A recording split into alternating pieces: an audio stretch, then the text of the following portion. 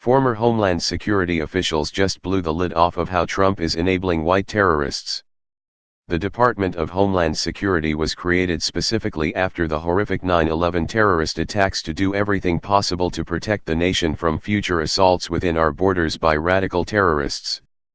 Yet, according to an article in the Daily Beast, the DHS has all but abandoned any effort to deal with domestic terrorism, a phenomenon primarily conducted by right-wing extremists, to focus almost exclusively on the issue of illegal immigration, one of President Trump's signature campaign issues and the source of his relentless fear-mongering at political rallies and on social media.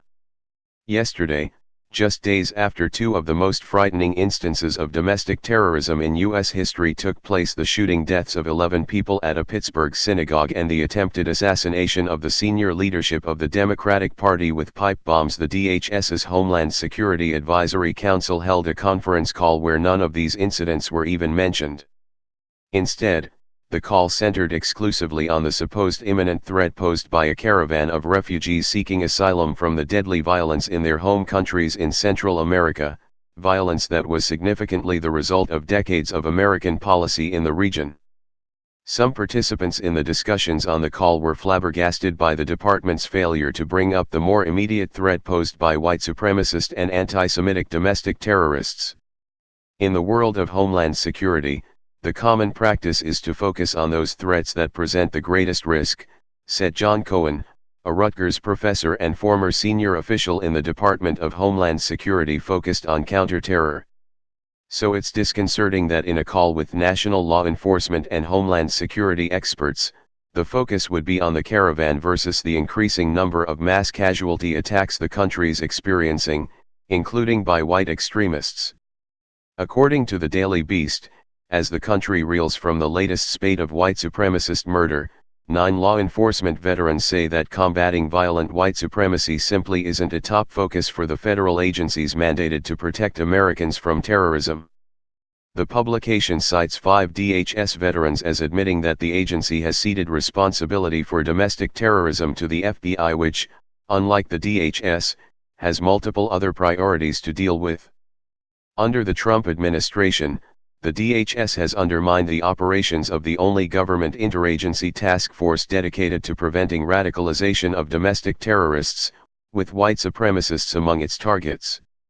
What we've lost here is the creation of infrastructure to prevent the threats of the future, said George Salim, a former senior Department of Homeland Security official who ran the task force before retiring last year.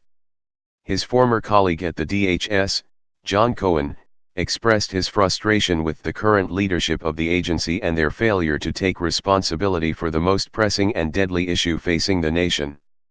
We know what the problem is, but every time there's another one of these attacks, all we hear is, "Oh, this is shocking, this is horrible, our prayers are with the people, who would have imagined this ever would have happened." I think that was the exact quote from the president. This was unimaginable. No, it's very imaginable because it's happening on a regular basis in this country. We're just not doing enough to stop it. Cohen's opinion is backed up by an analysis of Homeland Security Secretary Christian Nielsen's public statements since she took office last December. Nielsen has mentioned Islamist terrorist groups at least 16 times since assuming her position, but has only discussed white supremacist terror 4 times, 3 times in response to Democrats in Congress who had urged her to make right-wing attacks a priority and issue statements condemning them. An unidentified former intelligence official placed the blame for the DHS's appalling lack of interest in domestic terrorism squarely at the feet of President Trump. It's not even an issue that you bring up at the White House because right now, when it comes to identifying threats facing the country, if it doesn't support the agenda to reduce or restrict immigration, then it's not even a topic to be discussed, he said. With the DHS missing in action, the FBI is left to confront the problem of domestic terrorism on its own, but has yet to escalate the issue to the top of its agenda. White supremacy is the lowest priority, said a retired FBI agent with direct knowledge of terrorism investigations.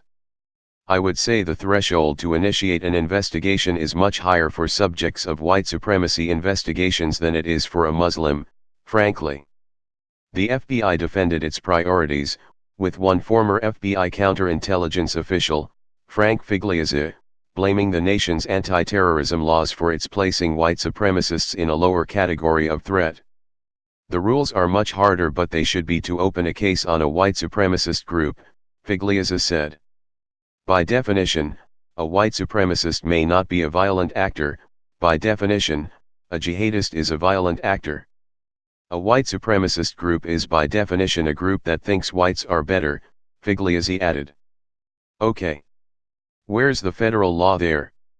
If I'm heading a field office, which I have, I'm not putting resources on the thought police, I'm putting resources on somebody who says I'm going to go to heaven if I blow up this building and is advocating violence.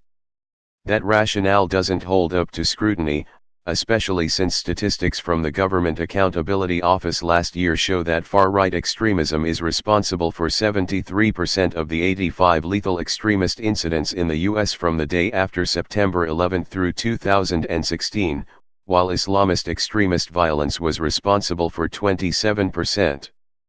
Figliuzzi did agree that right-wing extremists are a problem that is expanding rapidly and pointed at the Trump administration's role in making the problem even worse. We have got to get better at this, he said. It's going to get worse. Why is it going to get worse? We have an administration that's enabling, if not facilitating, these types of people, and the speed bumps that used to be there are not there anymore, and the access to social media just moves the stuff forward at the speed of light. The Trump administration is not going to do anything to change its policies to focus on the radical behavior inspired by the president's own rantings. It's up to us to vote the Republicans out of office and create a check on his vile agenda. The midterms are now less than a week away. If you don't vote, consider yourself complicit in the next tragedy that the radical right brings upon us.